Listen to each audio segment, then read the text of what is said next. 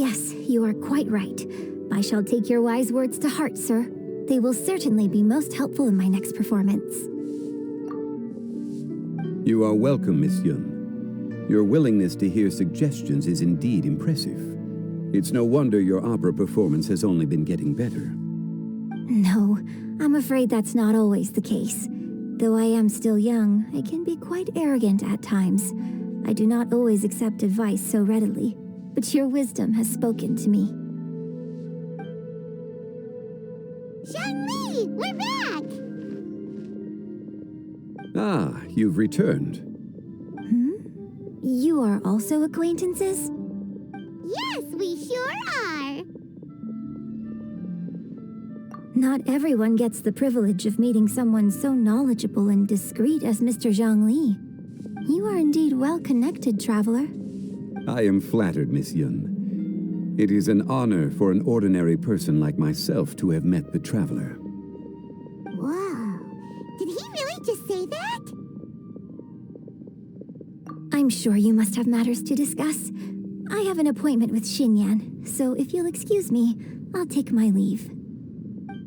Very well. Goodbye, Miss Yun. See you around, Yunjin! So, tell me, what have you learned from your trip?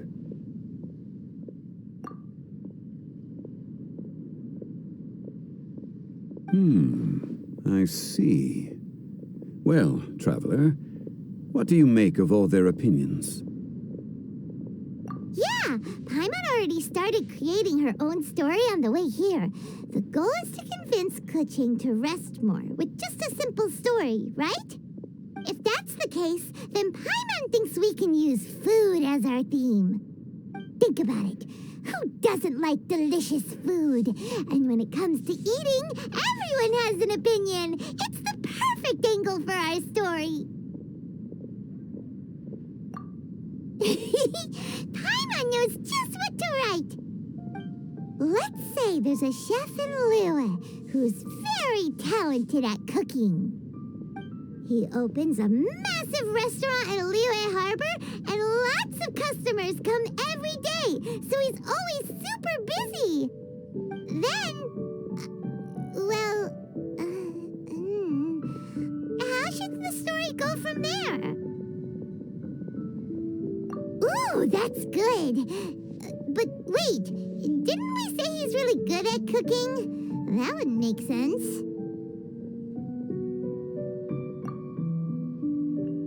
There's no need to jump to the conclusion. Why don't you elaborate more on the chef?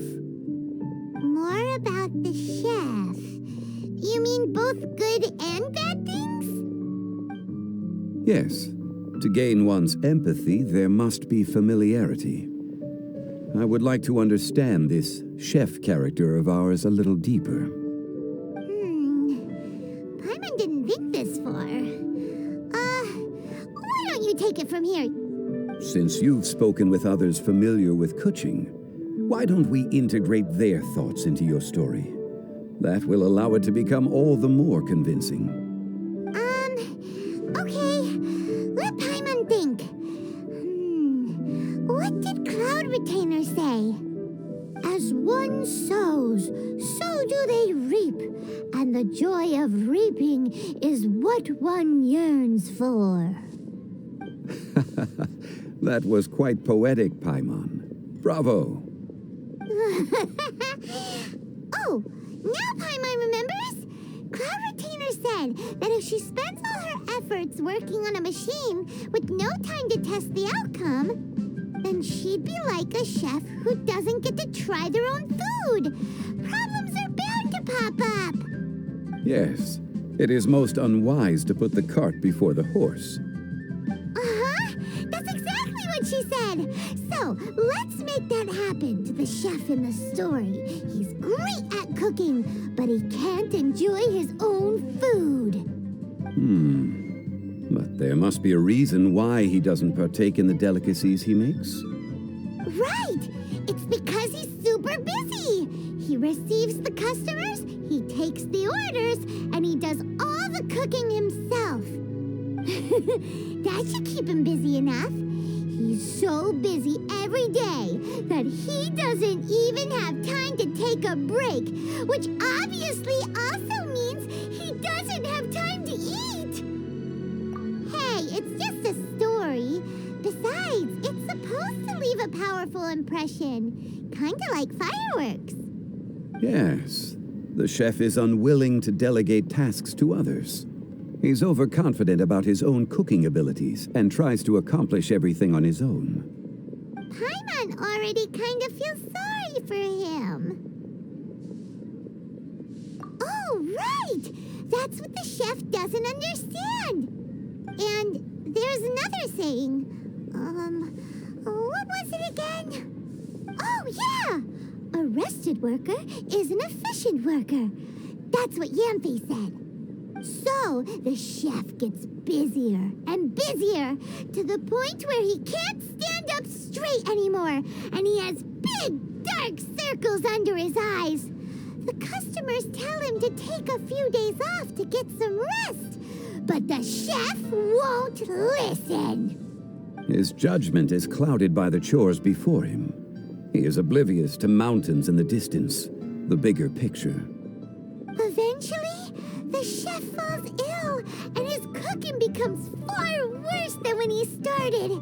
The customers can't convince him to rest, and they don't like his cooking anymore, so they stop coming to his restaurant. Rest is always of great importance. Although we may come across various difficulties in our lives, pushing ourselves is never a good modus operandi. The story is quite simple, without embellishment, yet deeply meaningful. If our listener is sensible, then she should quickly grasp the meaning contained within. You're saying Paimon made a good story? Sincerity can allow one to see clearly, and earnest advice can provide sound direction. The story is indeed good. The Yuhang is an adroit leader. I am certain she will understand the message you are trying to convey. Really? Score 1 for Paimon! Given that the case involving the treasure hoarders has come to an end, she is inevitably tired. Now will be the ideal moment to speak with her. If all goes well, I think your story will be a success. Hear that? Zhang Li says Paimon's story has what it takes. If anyone knows a good story, he does. Quick, let's go find Kuching.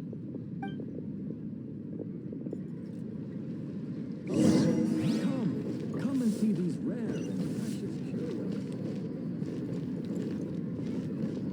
Oh, what should I try this time?